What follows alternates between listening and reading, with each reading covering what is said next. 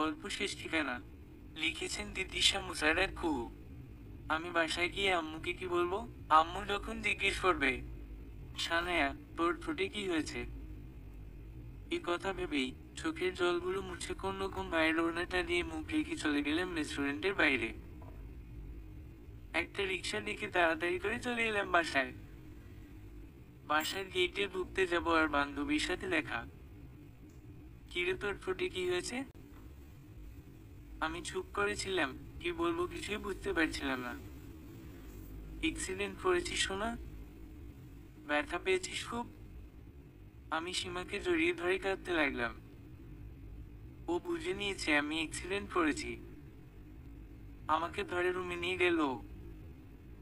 কাকি কাকি, সানায়া অ্যাক্সিডেন্ট করেছে। আম্মু দ্রুত এসে আমাকে জড়িয়ে ধরলো। আমার হাত পা দেখা শুরু করলো। কোথায় কোথায় লেগেছে? আমার চোখ থেকে পানি পড়ছে।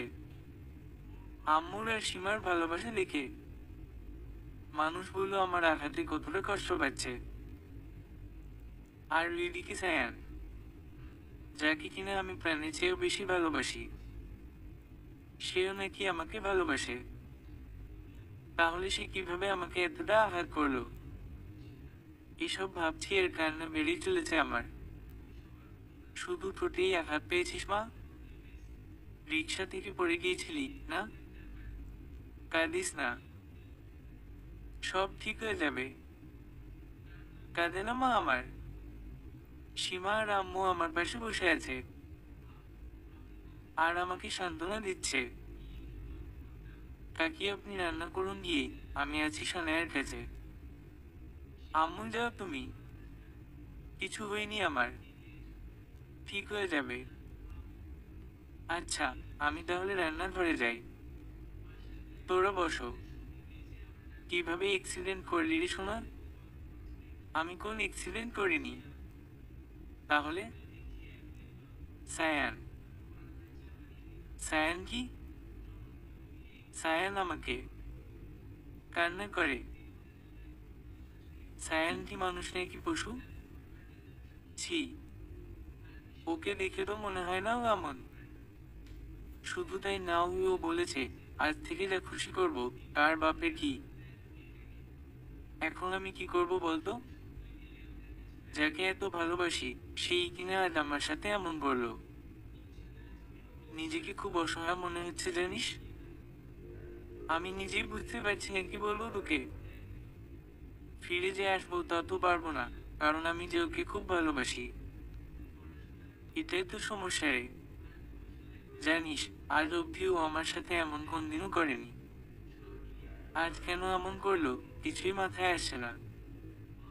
রাগ করিস না দোস্ত, আমি বলি কারণটা। হুম বল। কারণ ও আজ এই সুযোগটা পেয়েছে। এর আগে কখনো একা পায়নি তোকে, সেই জন্য এমন করেনি। কেননা সব সময় তুই কাউকে সাথে করে নিয়ে গিয়ে ওর সাথে মিট করিস। ঠিক বলেছি? তাই ঠিক। তবে এতদিন যাবৎ যাকে ভালোবাসি তাকে চিনতে পারবো না? আর সবাই তোকে সাপোর্ট করলেও আমি তোকে কখনো সায়ানের বিষয়ে সাপোর্ট করেছি? না, বলিনি বারবার ফিরে আয় ওই পথ থেকে। ফিরে আয় বলেছিস। কেন বলেছি? তোর ভালোর জন্য বলেছি। কারণ আমি যেদিন প্রথম দেখেছি ও তোর ব্যাগ থেকে টাকা নিয়ে নিজের মানি ব্যাগ ভরাট করে, সেদিনই আমি বুঝে গিয়েছি ও তোর যোগ্য না। আরও তোকে ভালোবাসি কিনা ঠিকতে জানি না, তবে তোর বাবার সম্পত্তির দিকে খুব লোভ তার এবং টাকা পয়সার দিকেও।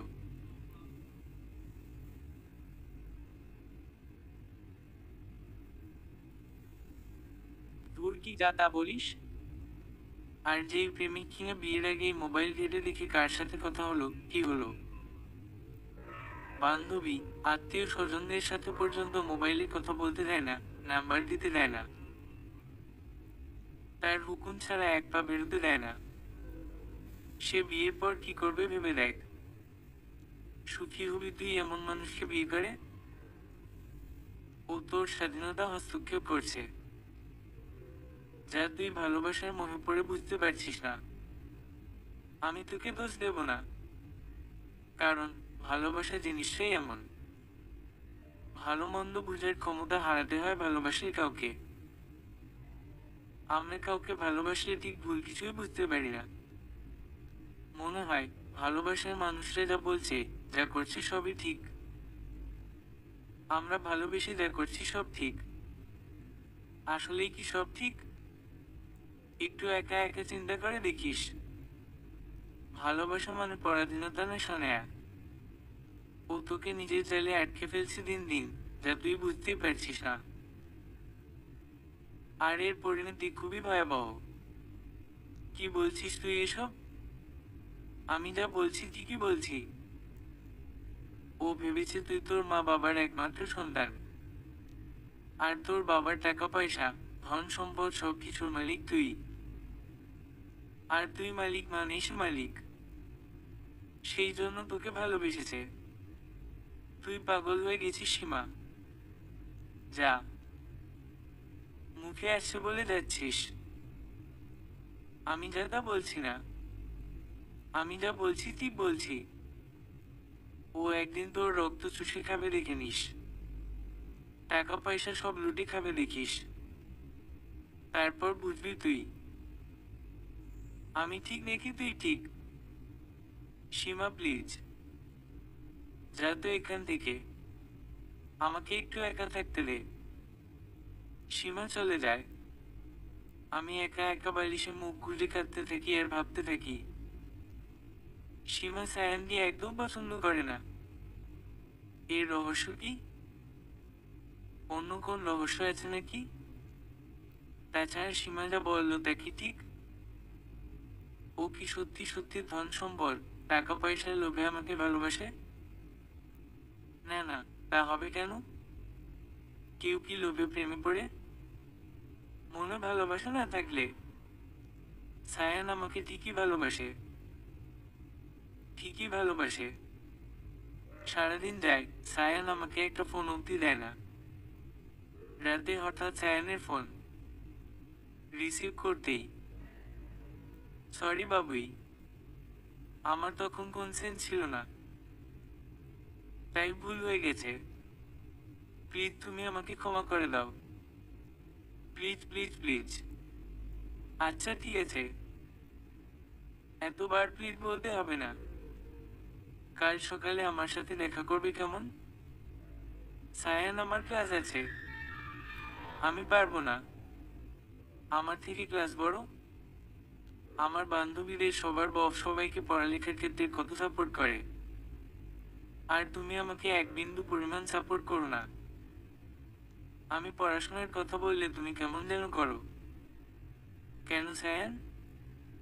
পড়ালেখা করে কি হবে বলো তো? আমার বাসায় এসে তো আমার সংসারই করতে হবে। রান্না বান্না করতে হবে, সন্তান সামলাতে হবে। পড়ালেখা করলে কি আর না করলেই কি?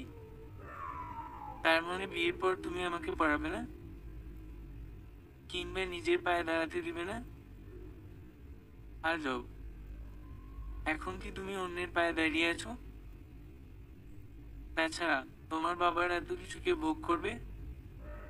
তুমি তো নাকি আমাদের সন্তান, নাতিপুতি সবাই বসে খেতে পারবে। তাহলে কি দরকার এত কষ্ট করে পড়াশোনা করার আর চাকরি বাকরি করার? আমি রাখছি সায়ান, ভালো লাগছে না। আমি ফোনটা রেখে দিলাম। মাথায় কোন কিছুই কাজ করছে না। অসহ্য এক যন্ত্রণা হচ্ছে মাথার ভেতর। কি সব বলছে সায়ান? ও হঠাৎ করে এতটা বদলে গেল কি করে? নাকি এটাই ওর আসল রূপ? আর এতদিন ও আমাকে চালাকির সাথে ওর প্রেমের ফাঁদে ফেলেছে? ভাবতে ভাবতে কখন যেন ঘুমিয়ে পড়ি। সকালবেলা তাড়াতাড়ি ফ্রেশ হয়ে নাস্তা করে স্কুলের উদ্দেশ্যে রওনা দিই। এস এস সি এক্সামের ডেট পড়ে যায়। একে তো পড়াশোনার চাপ, ওদিকে সায়ানের জ্বালাতনের মাত্রা বেড়েই চলেছে। সারা রাত ওর সাথে ফোনে কথা বলতে হবে। আমার যে ফাইনাল এক্সাম, এতে ওর কোন মাথা ব্যথা নেই। আমার ফ্রেন্ডের বফরা সবাই ওদের বলে এক্সাম ভালো হওয়া চাই, নইলে ব্রেকআপ, কথা বলবো না। আসলে যাতে ওরা ভালো মতো পড়ে সেই জন্য বলে এগুলো। আর আমার বফ আমাকে বলে পড়াশোনা বাদ দিয়ে ওর সাথে কথা বলতে। এত সুন্দর জীবনটাই যেন ওর জন্য খারাপ হতে চললো। পরাধীনতা এসে জীবনে ভর করলো। ওর অনুমতি ছাড়া শপিং করতে যাওয়া যাবে না, বাইরে বের হওয়া যাবে না, কারো বিয়েতে যাওয়া যাবে না, কারো বাসায় দাওয়াতে যাওয়া যাবে না, মোবাইল নম্বর ছাড়া কেউ জানতে পারবে না, এমনকি ফ্রেন্ড বা আত্মীয় স্বজনরাও না। তবুও ভালোবেসে সব কথায় মেনে চলি ওর আমি। হয়তো অন্ধ ভালোবাসার ফল।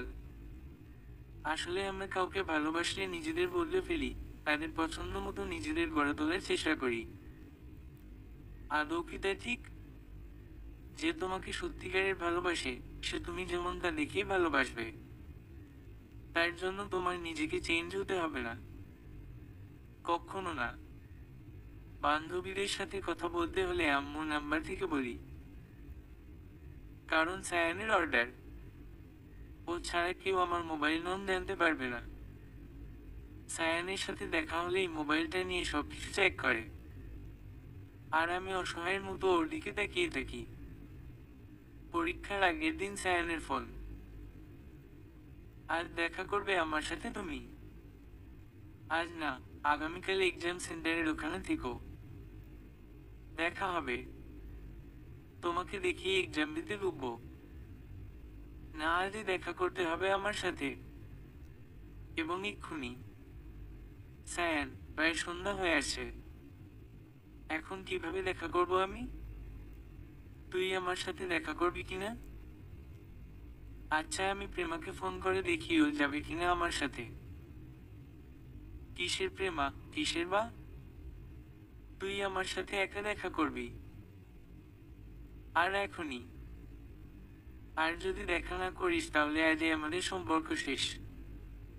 সায়ান দেখো, আগামীকাল আমার পরীক্ষা। প্লিজ আজ এমন বলো না। তোমার এই বিহেভ আমার এক্সামে প্রভাব ফেলবে। সময় জাস্ট 30 মিনিট। হয় আসবি তুই আমার সাথে দেখা করতে, নয়তো আজ সব শেষ।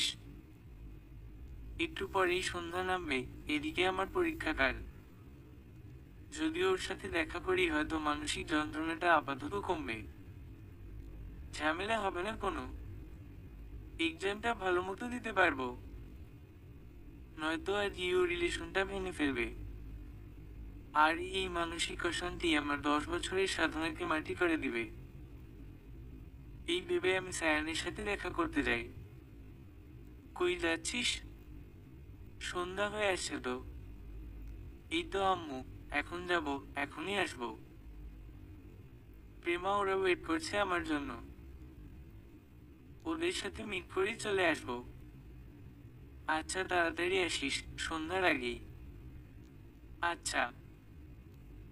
হ্যালো সায়ান, কোথায় তুমি? এই তো আমি রাস্তায় আছি। আমি রিক্সায় আছি। কোথায় আসবো? তুমি রিক্সায় বসো, আমি আসছি। প্লিজ তাড়াতাড়ি আসো। কাল সকালেই আমার এক্সাম, গিয়ে পড়তে বসতে হবে।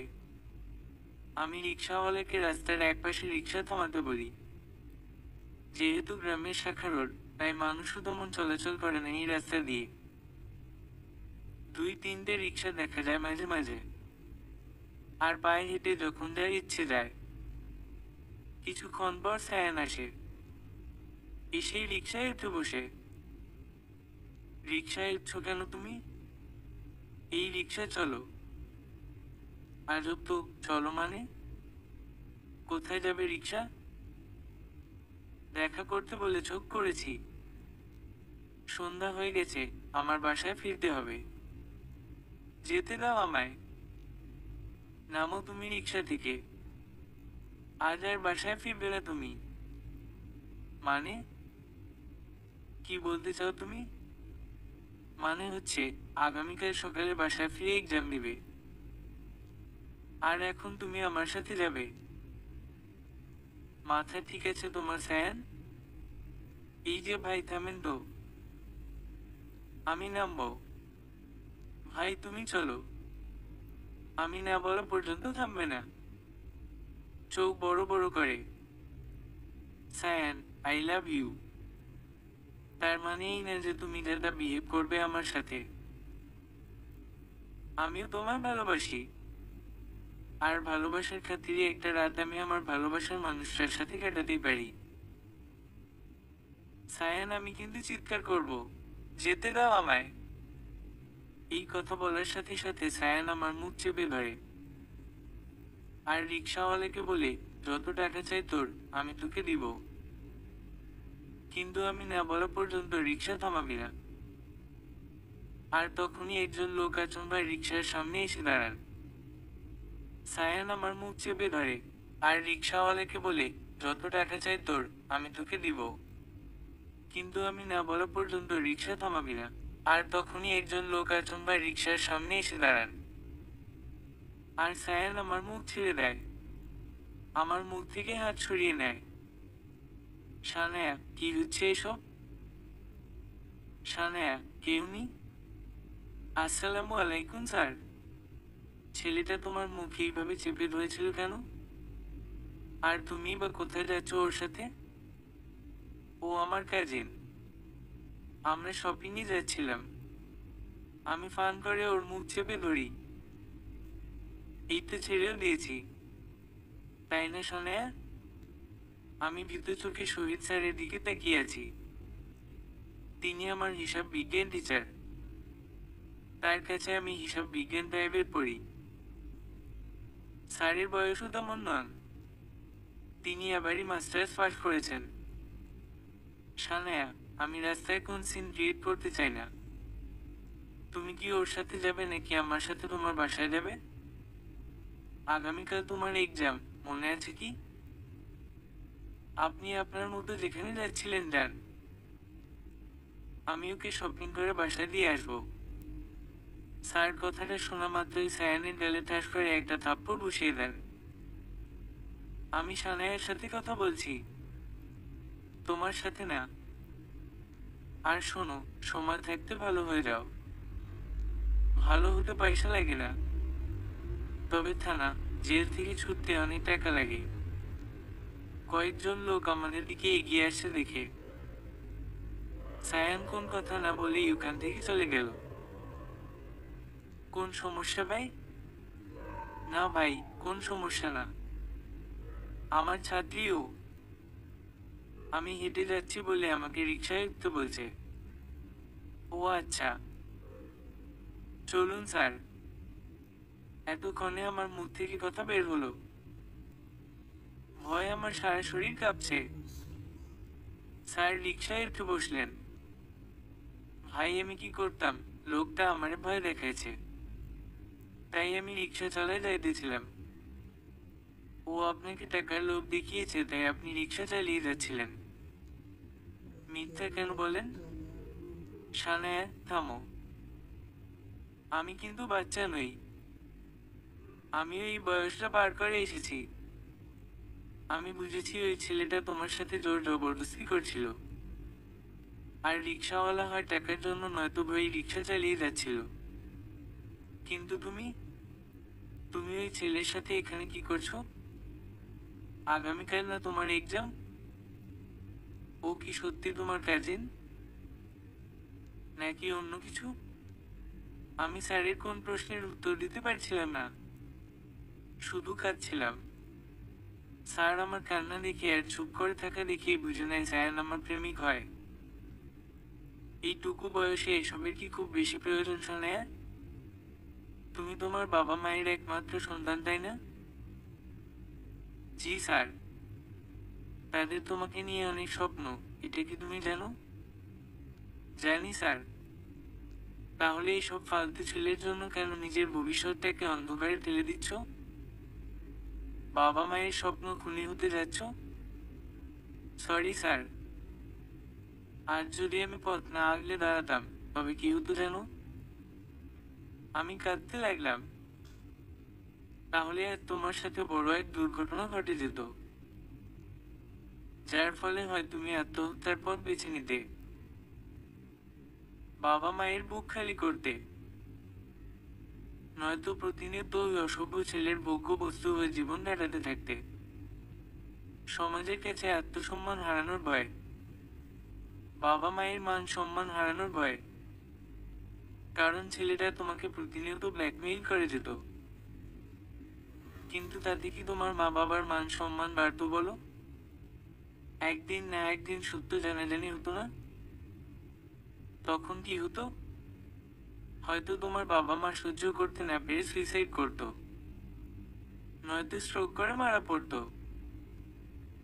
খুন হতো তাদের বিশ্বাস, তাদের আশা, ভরসা আর স্বপ্নগুলো। আমি তোমাকে ভাগ্যবতী বলবো। কেন জানো? কারণ তুমি অল্প থেকেই বেঁচে গেছো। ভুল মানুষকে বিশ্বাস করেছিলে, তার সময় মতো জেনে গেছো, জীবনটাকে নতুন করে সাজানোর সুযোগ পেয়েছো, বাবা মায়ের মুখ উজ্জ্বল করার সুযোগ পেয়েছো। আশা করি আমি কি বলেছি বুঝতে পেরেছো। জি স্যার। নিজের ভুলগুলোকে শুধরে নাও। এমন কোন কাজ করো না যাতে তোমার বাবা মায়ের সম্মানহানি হয়, তারা আঘাত পান। আগে নিজের পায়ে দাঁড়াও, পড়াশোনা শিখে জব করে প্রতিষ্ঠিত হও। প্রেম ভালোবাসা সংসার করার অনেক সময় আছে, অনেক সময় পাবে। জি স্যার।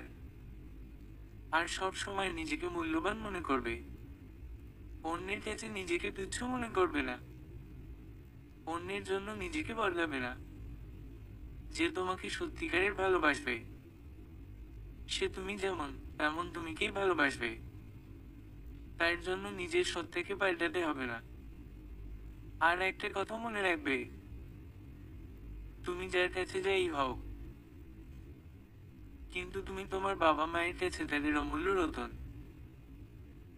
বাসায় গিয়ে দৌড়ে মাকে একটা হাগ করবে, কিছুক্ষণ মায়ের কোলে মাথা রাখবে, দেখবে সব কষ্ট দূর হয়ে গেছে চোখের পলকে। আর মাকে বন্ধু ভাববে, মায়ের সাথে ইজি হবে, ফ্রি হবে, মায়ের সাথে সব সময় সবকিছু শেয়ার করবে, জীবনের সবকিছু। দেখবে নিজেকে কতটা হালকা লাগে। মাকে বেস্ট ফ্রেন্ড করে নিবে। মায়ের মতো বেস্ট ফ্রেন্ড দ্বিতীয় আর কেউ হয় না। নিজের মতো বাঁচো, স্বাধীনভাবে বাঁচো। স্বপ্ন দেখো, স্বপ্ন পূরণ করার চেষ্টা করো। দেখবে জিত তোমারই হবে। এই তো তোমাদের বাসার সামনে এসে গেছি। নামো এবার। আমি আর স্যার দুজনই রিক্সা থেকে নামলাম।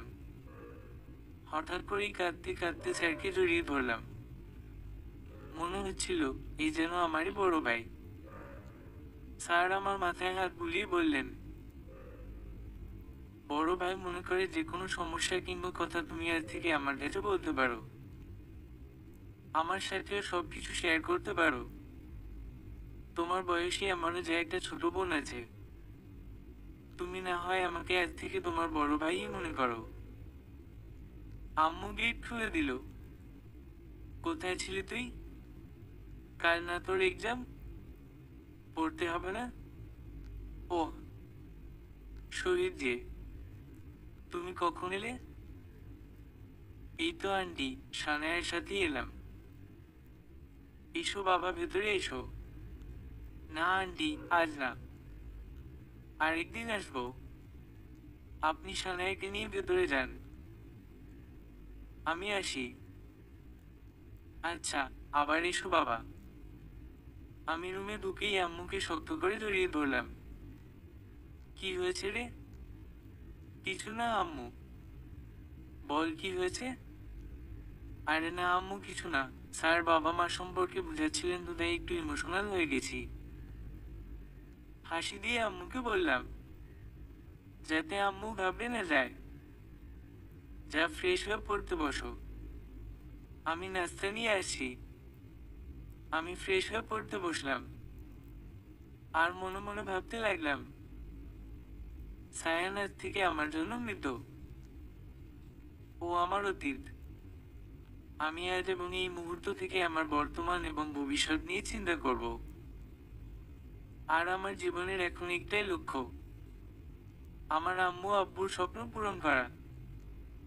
আম্মু আসলো, এসে আমাকে নাস্তা খাইয়ে দিল, অনেক সুন্দর করে বুঝালো, আগামীকাল তোর প্রথম পরীক্ষা, খুব ঠান্ডা মাথায় পরীক্ষা দিবি, কোন রকম চিন্তা ভাবনা করবি না, তুই পাশ করলেই আমরা খুশি, তোকে প্লাসি পেতে হবে এমন কোন কথা নেই, তবে চেষ্টা করিস যাতে ভালো একটা রেজাল্ট করতে পারিস। হুম আম্মু। আব্বু আর তুমি শুধু আমার জন্য দোয়া করো। তা কি আর বলতে হবে আমাদের? আমাদের দোয়া সব সময় তোর সাথে আছে। আব্বু, ওই যে তোর আব্বু চলে এসেছে। সেই মুহূর্তে আব্বু চলে আসেন, আর আমার মাথায় হাত রেখে বলেন, আমার মেয়ের উপর আমার পুরো বিশ্বাস আছে, ও যা করবে ভালো করবে, একদিন ঠিক ও আমাদের মুখ উজ্জ্বল করবে। আমি আম্মু আর আব্বুকে জড়িয়ে ধরলাম, মনে হচ্ছে নতুন এক আমিরও জন্ম হলো। মনে হচ্ছে আমার মতো সুখী এই পৃথিবীতে আর কেউ নেই, কেউ নেই। সকাল হলো, হাসি মুখে আম্মুর দোয়া নিয়ে আব্বুর হাত ধরে পরীক্ষা কেন্দ্রে যাওয়ার জন্য রওনা দিলাম। কিন্তু আমার হাসি ভরা মুখটা মলিন হয়ে গেল যখন কেন্দ্রের সামনে গিয়েই দেখি মানুষ রূপী জানোয়ারটা গেটের সামনে দাঁড়িয়ে। আমি সায়ানকে না দেখার ভান করে কেন্দ্রে চলে গেলাম। আব্বু আমাকে হাত নাড়িয়ে বিদায় জানালেন। এক্সাম রুমে ঢুকলাম। পরীক্ষা দেওয়ার জন্য নিজেকে স্বাভাবিক হতে হবে। দোয়া দরুদ পড়ে আম্মু আব্বুর মুখটা চোখ বন্ধ করে চোখের সামনে এনে কিছুক্ষণ পর স্যার ম্যাডাম খাতা আর প্রশ্ন দিলে লিখতে শুরু করলাম। এখন শুধু আমার একটা চিন্তা, আমাকে পরীক্ষা ভালোভাবে দিতে হবে, বাবা মায়ের মুখ উজ্জ্বল করতে হবে। মন দিয়ে পরীক্ষা দিলাম। পরীক্ষা খুব ভালো হয়েছে। সীমা প্রেমা আর আমার সব বান্ধবীদেরও পরীক্ষা খুব ভালো হয়েছে। আব্বুর একটা কাজ আছে, তাই আব্বুকে বলেছি আমি সীমার সাথে বাসায় চলে যাব, তাকে আর আসতে হবে না। এক্সাম দিয়ে আমি আর সীমা বাসায় যাবার জন্য গেট দিয়ে বেরোচ্ছি তখনই সায়ান আমার সামনে এসে দাঁড়ায়। আমি ওকে এড়িয়ে গিয়ে সীমার হাত ধরে হাঁটতে থাকি। কাজটা কিন্তু ভালো হচ্ছে না সোনায়া। দাঁড়াও বলছি, প্লিজ আপনি রাস্তা ছাড়ুন, রিলেশন কিন্তু ব্রেকআপ করে দিব। আপনি আর কি রিলেশন ব্রেকআপ করবেন? আমি গতকাল আপনাকে খবর দিয়েছি, আর সাথে খবর দিয়েছি আমার ভালোবাসাকেও। আজকের পর আপনার ছায়া যেন আমি না দেখি। বাহ, একদিনে এত চেঞ্জ! ওই স্যার কি তোকে কিছু? সায়ানের কথা শেষ হতে না হতেই ওর গালে আমি একটা থাপ্পড় বসিয়ে দিই। আর একটা বাজে কথা না, তুই যেমন পশু, সবাইকে কি তাই ভাবিস? উনি আমার স্যার এবং কাল থেকে আমি ওনাকে ভাই ডেকেছি। আমার ভাইয়ের সম্পর্কে আমি একটা বাজে কথা শুনতে চাই না। আর আজকের পর তোর ছায়া যেন আমার সামনে না পড়ে। সব কিছুর এখানেই সমাপ্তি। আর শোন, ভুলে যাস না তোর ঘরেও একটা বোন আছে। খোদা না করুন, তোর বোনের সাথে যদি কেউ এমন করে তুই মানতে পারবি? আল্লাহ কিন্তু সবার পাপের ফলে ভোগ করান, হয় আজ নয়তো কাল। এরপর আমাকে বিরক্ত করার চেষ্টা করলে তোকে আমি পুলিশে দেব। কথাটা মনে রাখিস। আল্লাহ তোকে হিদায়াত করুন। আল্লাহ হাফেজ। সায়ান চুপ করে দাঁড়িয়েছিল, হয়তো ওর বোনের কথা ভাবছিল। জানি না ওর ভুল বুঝতে পেরেছে কিনা, তবে আমি আমার ভুল বুঝতে পেরেছি। অপ্রাপ্ত বয়সে প্রেম ভালোবাসার জালে পা ফেলে নিজের ভবিষ্যৎটা খারাপ করতে যাচ্ছিলাম। আর নয় এমন ভুল। আজ থেকে আমি নতুনভাবে বাঁচব, যেখানে থাকবে শুধু আমার স্বাধীনতা। সীমা আমাকে জড়িয়ে ধরে বলল, এই না হলে আমার বান্ধবী। আজ থেকে আমি আমার সেই আগের প্রাণবন্ত বান্ধবীকে চাই। ওকে ওকে আমরা দুজন বাসায় চলে আসি। একে একে আমাদের সবগুলো পরীক্ষা শেষ হয়ে যায়। এর মধ্যে আম্মু আব্বু আমাকে আগের চেয়ে আরো বেশি সেবার যত্ন করেন। আমি বুঝতে পারি, আসলে পৃথিবীতে মা বাবার মতো আপন আর ভালোবাসার মানুষের কেউ নেই। আর বিয়ের পর স্বামী বা স্ত্রী হতে পারে সত্যিকারের ভালোবাসার মানুষ। এর মধ্যে সায়ান আর আমার সামনে আসেনি। আমিও বাসা থেকে বের হইনি ছুটিতে। সিমও চেঞ্জ করে ফেলি। তারপর আমাদের রেজাল্ট দেয়। আমি প্লাস না পেলে ওই গ্রেড পাই।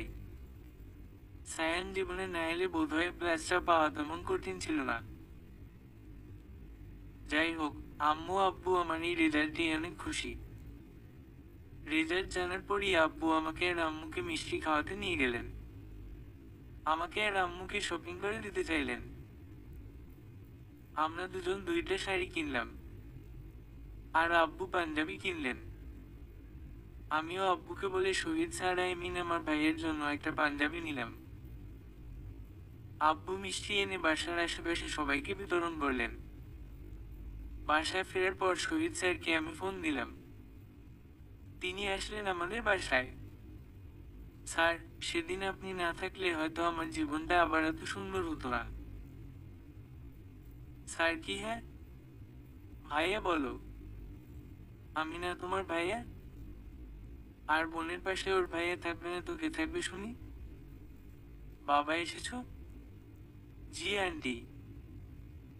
বসো বাবা, এই নাও মিষ্টি খাও। তারপর আমি শহীদ ভাইয়াকে পাঞ্জাবিটা হাতে দিয়ে বললাম, আমি আর আম্মু এক রকমের শাড়ি কিনেছি, আর আমার আব্বু ওর ভাইয়ের জন্য এক রকমের পাঞ্জাবি কিনেছি। এই নিন, নাও বাবা, ওটা তোমার বোনের তরফ থেকে তোমার জন্য। ভাইয়াও হাসি মুখে পাঞ্জাবিটা নিলেন, আর আমার জন্য দোয়া করলেন আমি যেন অনেক বড় হই। তারপর ভাইয়া আমাকে মিষ্টি খাইয়ে দিলেন। দেখতে দেখতে অনেকগুলো দিন কেটে যায়। এর মধ্যে আমি ইন্টার পাস করে অনার্সে ভর্তি হই। আজ আমার জন্মদিন। হঠাৎ করে দেখি আননোন নাম্বার থেকে আমার মোবাইলে একটা মেসেজ, শুভ জন্মদিন অ্যাঞ্জেল। জানালার বাইরে কিছু রাখা আছে, সকাল হবার আগেই নিয়ে নিও, নয়তো কেউ দেখে ফেলবে। মেসেজ দেখে আমি তো অবাক, এই আননোন নাম্বারের মানুষরা আবার কে? আমাকে আবার অ্যাঞ্জেলও বলছে। জানালা খুলে দেখি সত্যি সত্যি কিছু ব্যাগ দেখা যাচ্ছে। কে নাকি আবার দেখে ফেলে, কি নাকি আবার রাখা আছে। আমার নাম লিখে যদি দিয়ে থাকে, তাহলে কেউ পেলে তো আবার সমস্যা হয়ে যাবে। ভোর হতেই আমি চুপি চুপি ধীর পায়ে ব্যাগগুলো আনতে বাইরে গেলাম। জানালার পাশে ব্যাগগুলো রাখা, তুলে নিয়েই আমার রুমে চলে আসলাম। এবার দরজা লক করে এক এক করে ব্যাগগুলো খুলছি। ওরে বাবা, এত দেখছি নীল শাড়ি, নীল চুড়ি, নীল টিপ, আর এক ব্যাগে এতগুলো চকলেট। অপর ব্যাগে শখানেক গোলাপ আর একটা চিরকুট। সানায়া, বেঁচে থাকো 100 বছর। আমার ভালোবেসে, ভালোবাসি। চিরকুট দেখে তো চোখ কপালে আমার, আর গিফটগুলো দেখে তো আরো বেশি অবাক। মানুষরা কি করে জানলো? আমার অনেক দিনের শখ, একটা নীল শাড়ি, কিছু নীল চুড়ি, আর চকলেটের গোলাপ যে আমার খুব প্রিয়। সবকিছুই তো অবাক লাগছে। সকাল হয়ে গেল, সবকিছু আলমারিতে লুকিয়ে রাখলাম আম্মু দেখার আগেই। ফ্রেশ হয়ে নাস্তা খেতে গেছি, সেই সময় আম্মু আব্বু আমাকে উইশ করলো। আর হঠাৎই দেখি আমার সব বান্ধবী আমার বাসায় এসে হাজির। হ্যাপি বার্থডে বলে সবাই জড়িয়ে ধরলো। আম্মু আব্বু ওদের নাস্তা করতে বললেন। ওরা নাস্তা করলো না। সবাই বাসা থেকে নাস্তা করে এসেছে। আমি সবাইকে নিয়ে রুমে গিয়ে বসলাম। সবাই আমার জন্য গিফট নিয়ে এসেছে। কেউ কানের দুল, কেউ চুড়ি, কেউ আংটি, কেউ ড্রেস, আরো অনেক কিছু। সবাই বলল, রেডি হয়ে নে, এক্ষুনি বাইরে ঘুরতে বের হব। আজ সারাদিন ঘুরবো, মজা করব, রেস্টুরেন্টে খাবার খাবো। আমি সীমাকে ডেকে বললাম, দোস্ত একটু এদিকে আসবি? বল, কি বলবি? শোন না, রাতে একজন আমাকে শুভ জন্মদিন অ্যান্ডেল লিখে মেসেজ পাঠিয়েছে। আর বলেছে জানালার সামনে কিছু রাখা আছে, তা নিয়ে নিতে। তারপর তারপর আমি ভোর হতে বাইরে গিয়ে জানালার কাছ থেকে সব নিয়ে আসি। তারপর তারপর তারপর আর কি? খুলে দেখি এইসব রাখা।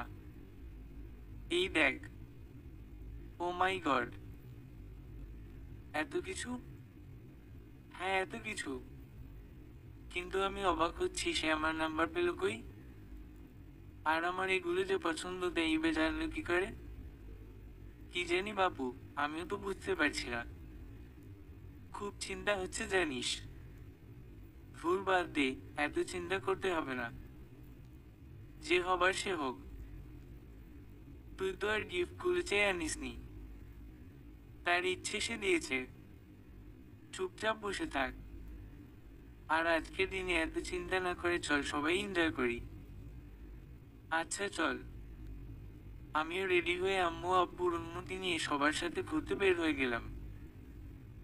সারাদিন ঘুরলাম, রেস্টুরেন্টে গেলাম, কেক কাটলাম। তারপর সন্ধ্যার আগ দিয়ে সীমা আর আমি বাসায় চলে এলাম। কিরে, কেমন কাটলো সারাদিন? খুব ভালো কেটেছে আম্মু। দেখতে দেখতে আমার মেয়েটা কত বড় হয়ে গেল।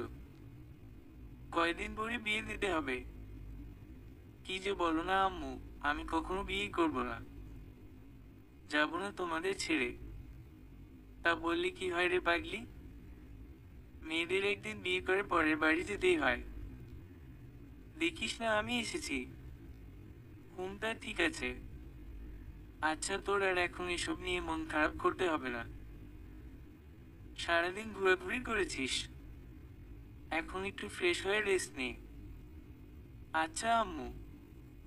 রুমে গিয়ে ফ্রেশ হয়ে রেস্ট নিচ্ছি। হঠাৎই ফোনে একটা মেসেজ এলো।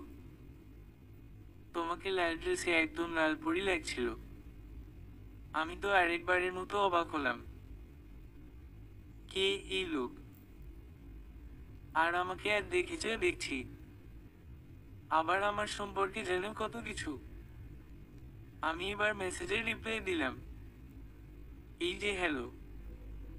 কে আপনি? উহুম উহুম। আমি কে? জি, আপনি কে? আমি তোমার শুভাকাঙ্ক্ষী। তা না হয় বুঝলাম, কিন্তু শুভাকাঙ্ক্ষীর নামটা কি? সে পুরুষ নাকি নারী, নাকি অন্য কিছু? এই না না, অন্য কিছু হতে যাব কেন? আমি একজন যুবক। বাহ, ভালো তো। তো আপনি আমার নাম্বার কোথায় পেলেন? তোমার নাম্বার? না মানে আমার মোবাইল নাম্বার। আমি তো তোমার মোবাইল নাম্বার কত জানি না। উফ। আমি বলতে চাচ্ছি, আমার সিমের নাম্বার জানলেন কি করে? তা জেনে কি হবে? শুধু জেনে রাখো, আমাকে ভয় পাবার কিছু নেই। আমি বাঘও না, ভাল্লুকও না, একজন সাধারণ মানুষ। তো কেন আমাকে এতগুলি গিফট দিলেন? এত কথা জানতে হবে না তোমার। ফ্রেশ হয়েছো? হ্যাঁ। তবে এবার পড়তে বসো। অল্প কদিন পড়ি না তোমার ফার্স্ট ইয়ারের এক্সাম। জন্মদিন বলে কি পড়াশোনাও বন্ধ রাখতে হবে? যাও যাও, পড়তে বসো। মন দিয়ে পড়বে, ওকে? যাতে এক্সাম খুব ভালো হয়। এই ছেলে দেখি আমার এক্সামের কথা জানে। কে এই ছেলে? তবে কেয়ারিং আছে বটে। পড়াশোনারও মূল্য আছে তার কাছে, বোঝা যাচ্ছে। আচ্ছা, আপনি আমার সম্পর্কে এত কিছু জানেন কি করে? আজই যদি সব বলে দেই, তাহলে কাল পরশু কি বলবো? এখন আল্লাহ হাফেজ। পড়াশোনা করে রাতের খাবার খেয়ে ঘুমিয়ে যেও। বেশি রাত জেগো না। আর শোনো, ডায়েট ফাইট করার কোন দরকার নেই। আমার গলমলু বউই পছন্দ। আমি মেসেজ দেখে চোখ বড় বড় করে স্ক্রিনের দিকে তাকালাম। ফিরতি কোন মেসেজই দিলাম না। আর ভাবতে লাগলাম কে এই ছেলে আল্লাহ। পরের দিন ছেলেটা আবার মেসেজ দেয়। এই অ্যাঞ্জেল, কি করছো? আপনি আমাকে অ্যাঞ্জেল ডাকেন কেন? আমার ভালো লাগে তাই। ও আচ্ছা, তাই বলে ডাকবেন? আমাকে ডাকেন কেন? তোমাকে ভালো লাগে তাই। চুপ করে আছো যে? আপনি কে বলবেন প্লিজ? বলেছি না তোমার শুভাকাঙ্ক্ষী। তা বুঝলাম, কিন্তু পরিচয় দিতে সমস্যাটা কি? সব কিছু এখনই জানলে পরে জানবে কি? এই মেয়ে নাস্তা করেছো? হুম। তাহলে এবার পড়তে বসো। নিয়মিত পড়াশোনা করবে, ঠিক আছে? পড়ায় ফাঁকি দিবে না একদম। তোমার বাবা মায়ের স্বপ্ন পূরণ করার দায়িত্ব কিন্তু তোমার। এটা মাথায় রাখবে। আল্লাহ হাফেজ। আবার পরে কথা হবে। দেখতে দেখতে আমার অনার্স ফার্স্ট ইয়ারের এক্সাম হয়ে গেল। ছেলেটা আমাকে টাইম টু টাইম মেসেজ দিয়ে পড়তে বসতে বলতো, খেতে বলতো, খুব কেয়ার করতো। কিন্তু কখনো কথা বলতে চাইতো না ফোনে। তাহলে কি সে আমার পরিচিত কেউ? যে কিনা আমার সাথে কথা বললে আমি ভয়ে চিনে যাব বলে আমার সাথে কথা বলে না। এক্সাম শেষে আমি তাকে একদিন বললাম, আমি আপনার সাথে কথা বলবো। না, আমাদের মেসেজেই কথা হবে। জি না, আমি আপনার সাথে ভয়ের কলে কথা বলবো। নইলে আর আপনার মেসেজে রিপ্লাই করব না। বাই দা ওয়ে, এক্সামের দিনগুলোতে আপনি আমাকে অনেক সমস্যা সলভ করে দিয়েছেন। আমাকে টাইম টু টাইম পড়তে বসিয়েছেন। সেই জন্য ধন্যবাদ। আর আল্লাহ হাফেজ। যেদিন আপনি আমাকে কল দিবেন, ঠিক সেই দিনই আমাদের কথা হবে। এর আগে আর আমাদের কোন কথা হবে না। টাটা। এরপর সে আমাকে অনেকগুলো মেসেজ দেয়, কিন্তু আমি কোন রিপ্লাই করি না। শেষমেশ হঠাৎ একদিন আমার ফোন বেজে ওঠে।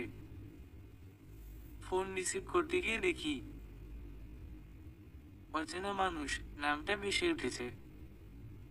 আর আমি রিসিভ করেই বলি, আসসালামু আলাইকুম। কে বলছেন? ওপাশ থেকে কোনো আওয়াজ আসে না। তাই আমি আবার বলি, ওই হ্যালো, কে বলছেন? উহুম উহুম। আমি বলছি, না, ভয়েরটা তো জব্বর সুন্দর। কিন্তু ভয়েরটা হালকা চেনা চেনা মনে হলেও পুরোপুরি চিনতে পারছি না। একজনের ভয়েজের মতো তো কত মানুষের ভয়েজ হয়। আমি কে?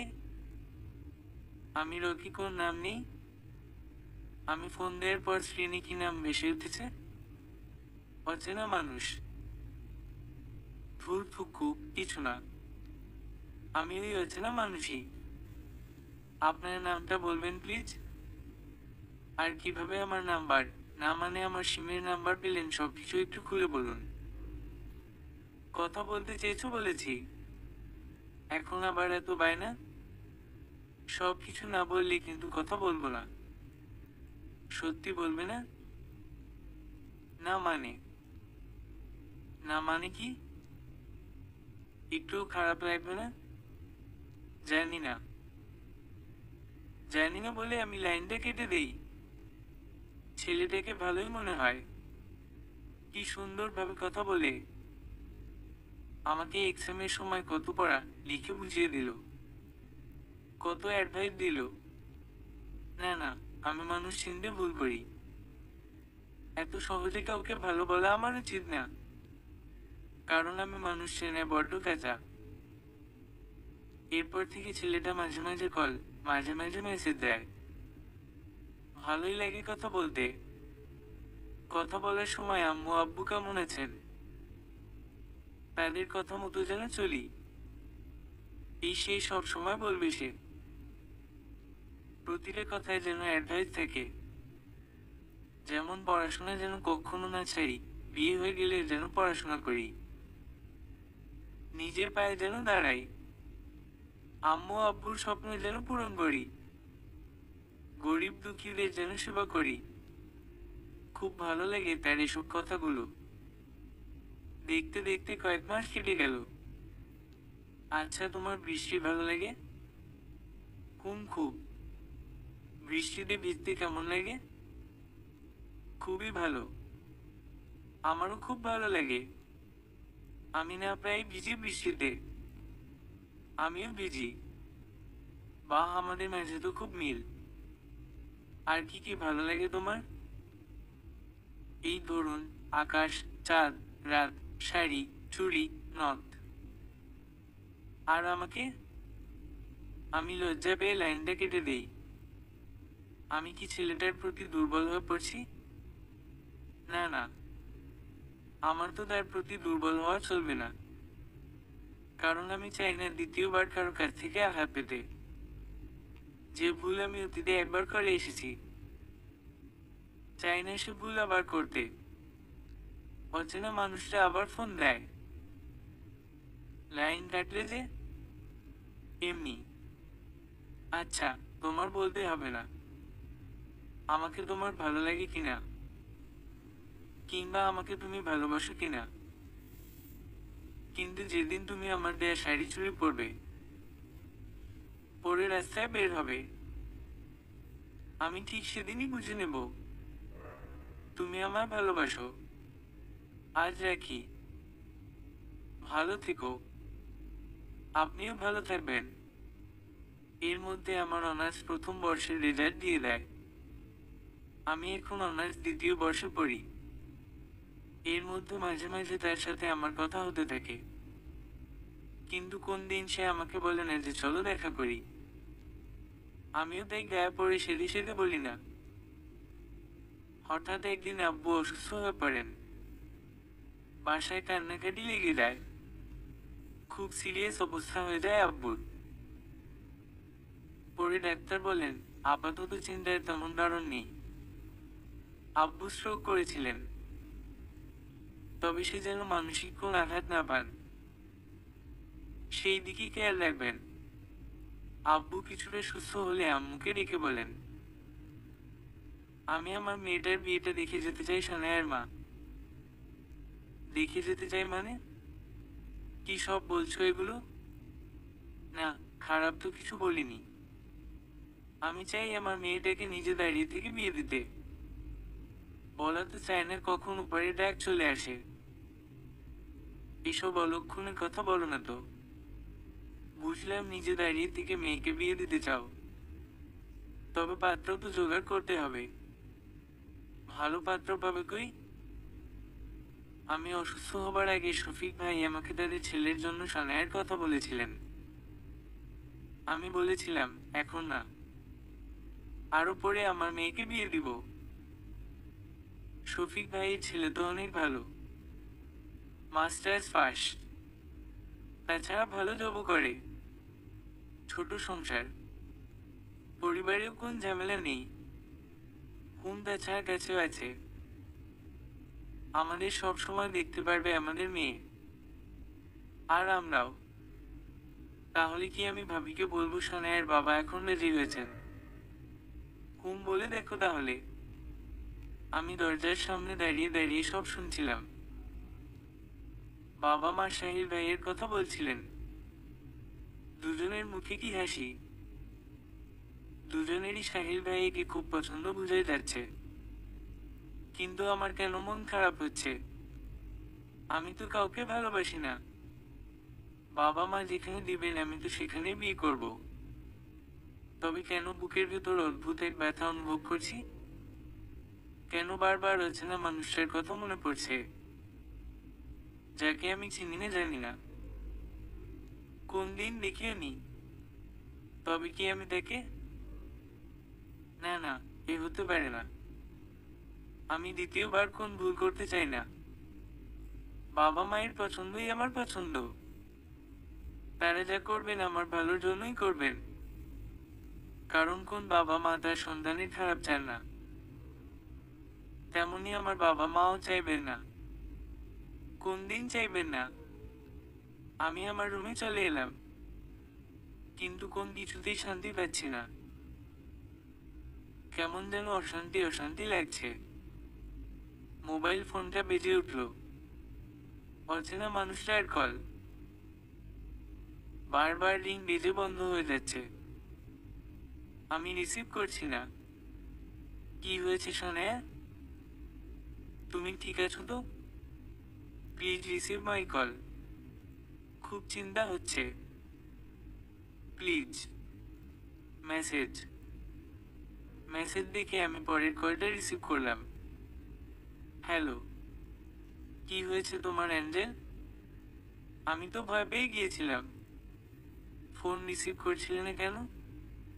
আপনি আজকের পর আর আমাকে ফোন দিবেন না। মানে কি? আর না কোন মেসেজ? কেন দিব না?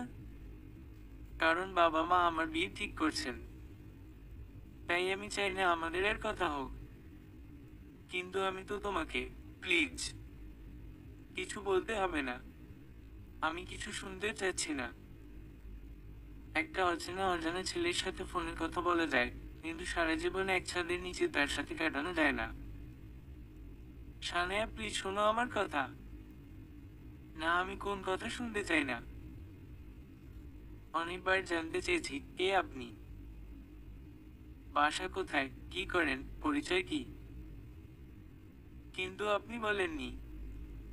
অ্যাটলিস্ট আমার সাথে একটা বার দেখা অবধি করতে চাননি। আর দেখাও করতে হবে না। আজ এখানেই সমাপ্ত। আপনি আর আমার সাথে কোনদিন যোগাযোগ করার চেষ্টা করবেন না। সানায়া আমার একটা কথা শোনো প্লিজ। না, আজ আর কোন কথা নয়। ভালো থাকবেন। বাবা মার খেয়াল রাখবেন।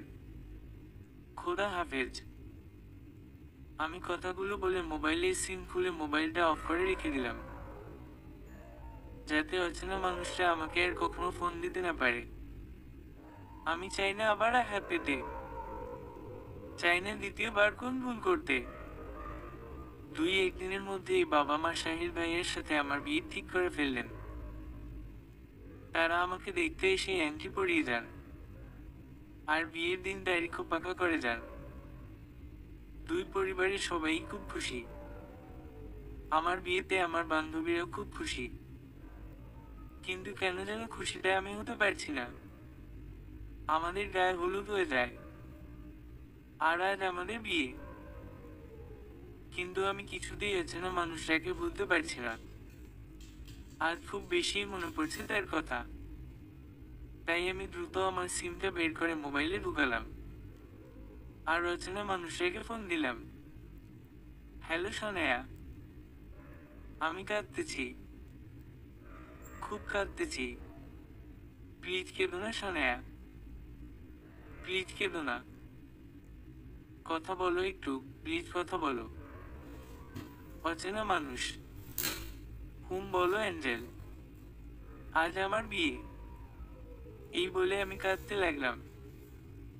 আমি তোমাকে ভালোবেসে ফেলেছিলাম অচেনা মানুষ, খুব ভালোবেসে ফেলেছিলাম। কিন্তু তোমাকে তো আমি আমার অতীত সম্পর্কে বলেছি। সেই জন্য আমি আর দ্বিতীয়বার কোন ভুল করতে চাইনি। কিন্তু আজ আমার মনে হচ্ছে আমি হয়তো অন্য কাউকে বিয়ে করেই ভুলটা করছি। কারণ আমি যাকে বিয়ে করতে যাচ্ছি সেই মানুষটা খুবই ভালো, আর আমি তো তাকে ভালোবাসি না। আর হয়তো ভালোবাসতেও পারবো না।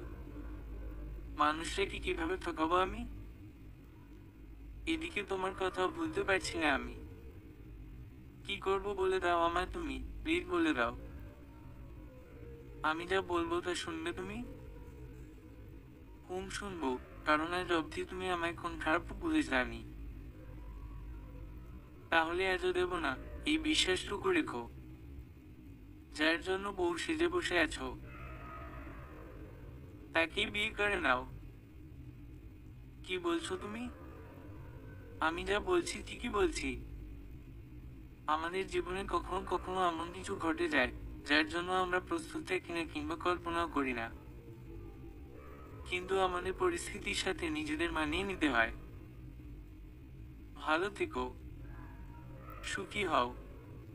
আল্লাহ হাফেজ। অচেনা মানুষরা কথাগুলো বলে লাইন কেটে দিয়ে ফোনটা বন্ধ করে দেয়।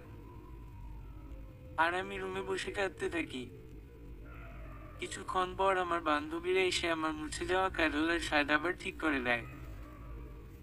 আর বাইরে থেকে কয়েকজনের চিল্লানোর আওয়াজ আসে, বর এসেছে, বর এসেছে। আর আমি বসে বসে ভাবতে থাকি, সাহিল ভাইয়া এলেই আমি তাকে বিয়ের আগেই সব বলে দেব। আমি চাই না মানুষরা ঠকুক। বর যাত্রী চলে এসেছে। দোস্ত তোকে যা লাগছে না। ঠুকুক, ভাবি আপনাকে যা লাগছে না। কি কপাল আমার, দেখ আমার বেস্ট ফ্রেন্ডের বিয়ে আর আমি কিনা থাকতে পারলাম না। ভাইয়েরটা যে কিনা তোকে বিয়ে করতে হলো তার। আর আমি কিনা নিজের ভাইয়ের বিয়েতে থাকতে গিয়ে নিজের বেস্টের বিয়েতেই থাকতে পারলাম না। হি হি। সীমা ফান পড়ে হবে। আগে তুই তোর ভাইকে গিয়ে বল আমি তার সাথে কথা বলতে চাই। কেন? একটু পরেই তো বিয়ে। এখনই তোর হয়েছে না। ফান করিস না প্লিজ। সাহিল ভাইয়ের সাথে আমার অনেক জরুরি কথা আছে। কি কথা শুনি? না, আমি তাকেই বলবো যা বলার। ওকে আমার ভাবি যান, আমি গিয়ে ভাইকে বলছি তুই তার সাথে কথা বলতে চাস। বল। কি রে বলেছিস? বলেছি, কিন্তু ভাইয়া কি করে আসবে? ওখানে সব মুরব্বীরা বসে আছেন। যেভাবেই হোক আসতে হবে। তাকে কথাগুলো বলা খুবই জরুরি। কি এমন কথা যা আমাকে বলা যাবে না? তবে শোন, তোর মনে আছে আমার জন্মদিনে একটা ছেলে আমাকে শাড়ি চুড়ি গিফট করেছিল? মনে আছে। ওর সাথে আমার বন্ধুত্ব হয় জানিস তো? তাও জানি। কিন্তু আমি এখন বুঝতে পেরেছি, ওটা শুধুমাত্র বন্ধুত্ব ছিল না। তাহলে কি ছিল? ওটা আমার ভালোবাসা ছিল, যা আজ আমি খুব ভালো করেই বুঝতে পারছি। কি বলছিস তুই আর এসব? হ্যাঁ, ঠিকই বলছি। তাই আমি সাহিল ভাইকে ঠকাতে চাই না। আমি তাকে সবকিছু সরাসরি বলে দিতে চাই। তারপর? তারপর কি হবে তা আমি জানি না। ছেলেটাকে জেনেছিস? দেখেছিস? না। সে কি বলেছে? বলেছে বিয়ে করে নিতে। তবে শোন, তুই চোখ বন্ধ করে ভাইয়াকে বিয়ে করে নে। একবার আঘাত পেয়েছিস মনে আছে? সেই ভয়েই আমি অচেনা মানুষটার সাথে নিজেকে জড়াইনি। কিন্তু আজ দেখ, আমি নিজেই তার মায়ে জড়িয়ে গেছি। যা হয়েছে হয়েছে। সবকিছু এখানেই বাদ। তুই এই সব কিছুই ভাইয়াকে বলবি না। যা হচ্ছে হয়ে যেতে দে। আল্লাহ যা করবেন তা ভালোর জন্য করবেন। কিন্তু আমি একটা মিথ্যে নিয়ে জীবন শুরু করতে পারবো না। মানে?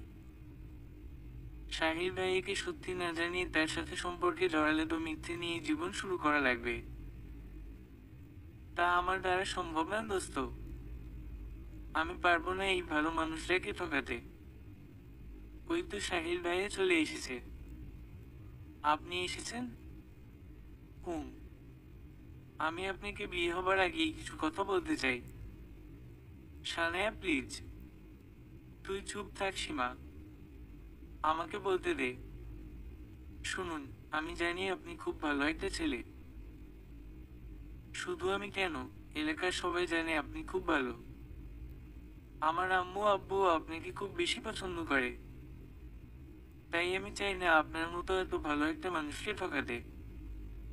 তাই আমি বিয়ের আগেই আপনাকে সব জানিয়ে দিতে চাই। আমি প্রথমে একজনকে ভালোবাসতাম, আর তার কাছ থেকে প্রতারিত হয়েছি। সানায়া, ভাইয়া জানেন এটা। আমি তাকে বলেছিলাম। ও আচ্ছা। এরপর আমি পড়াশোনায় মন দেই। কয়েক বছর কেটে যায়। একদিন এক ছেলে আমাকে আমার জন্মদিনের দিন সারপ্রাইজ দেয়। তারপর থেকে টুকটাক মেসেজ দিত, আমিও দিতাম।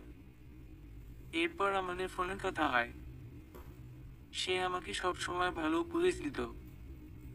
সব সময় বলতো আম্মু আব্বুকে যেন কখনো কষ্ট না দেই, মন দিয়ে যেন পড়াশোনা করি।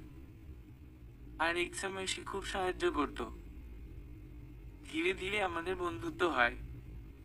তারপর হঠাৎ একদিন বাবা মা আমার বিয়ে ঠিক করেন আপনার সাথে।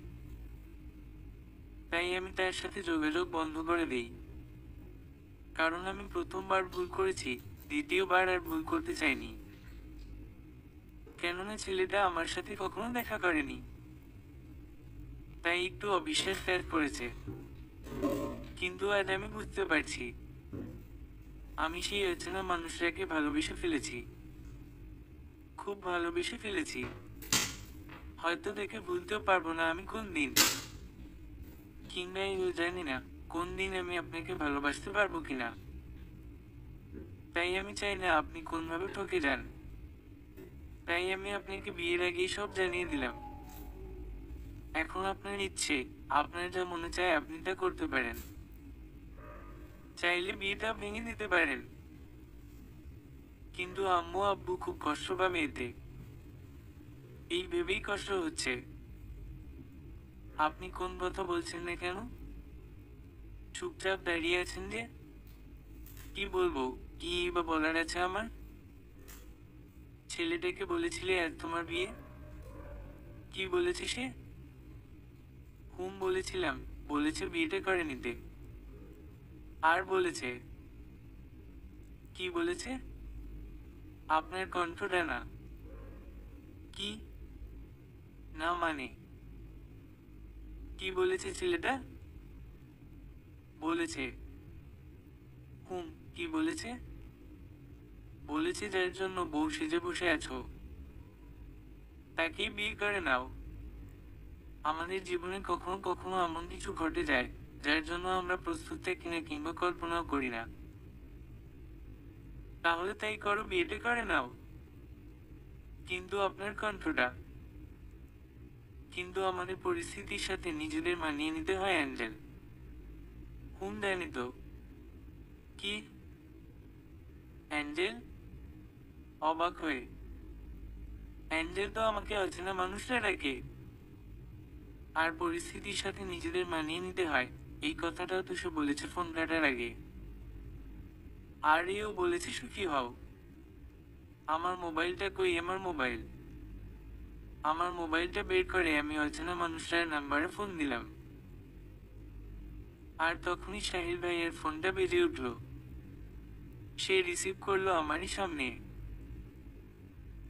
আর বলল, বিয়েতে করে নাও অ্যাঞ্জেল।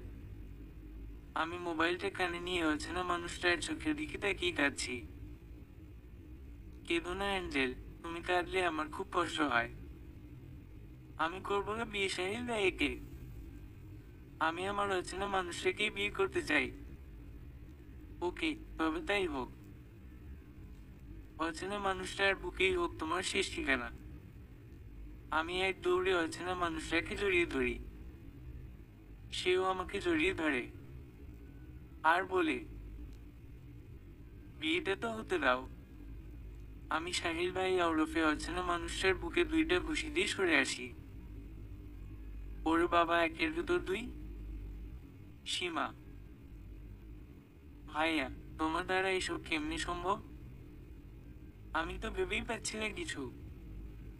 তোর আর এত কিছু বুঝতে হবে না। পাকা মেয়ে, জানিস না ভাই, ভাবি না যে থাকতে নেই, এখনো বিয়ে হয়নি হোক। যাও তাড়াতাড়ি, আমি ভাবিকে নিয়ে আসছি। ও হ্যাঁ, আগে তো বিয়েটা করতে হবে, তারপর আমাদের বিয়েটা হয়ে যায়। দুই পরিবারের সবাই খুশি, আমিও খুশি, সেও খুশি। আমি বিদায় নিয়ে সাহিলদের বাসায় চলে এসেছি। সীমা আমাকে একটু আগে সাহিলের ফুলে সাজানো ঘরটাতে বসিয়ে দিয়ে গেছে। আমি চুপ করে বসে আছি, আর হঠাৎ সাহিলের আগমন। কি করে আমার অ্যাঞ্জেলটা? বসে বসে ভাবছি কি দিয়ে পিটানো যায়। একটা লাঠি দরকার। কেন কেন? চোর কোথাকার! কি সাংঘাতিক পাজি আপনি, নাটকবাজ! আরে শোনো না। কিচ্ছু শুনবো না। কেন এমন করলেন আমার সাথে? হুম। আর কবে থেকে এসব প্ল্যান করেছেন শুনি? আরে শোনো, তুমি যখন সীমার সাথে বাসায় আসতে আমাদের, তখন থেকেই তোমাকে আমার ভালো লাগে।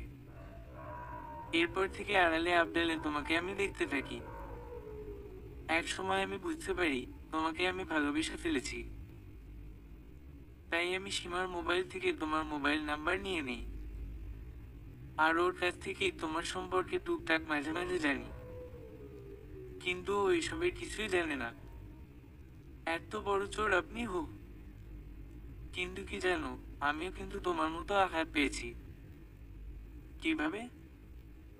তুমি যখন বলেছ যে তোমার বিয়ে ঠিক করছে তোমার বাবা মা, তখনই যেন আমার বুকের ভেতর ঝড় বয়ে যাচ্ছিল। কেন? কারণ আমি তো জানি না আমার বাবা মা যে আমার জন্য তোমাকে পছন্দ করেছেন, আর বাবা যে তোমার আব্বুকে প্রস্তাব দিয়েছেন, আর তোমার বাবা মা যে আমার সাথে বিয়ে দিতে চাইছেন।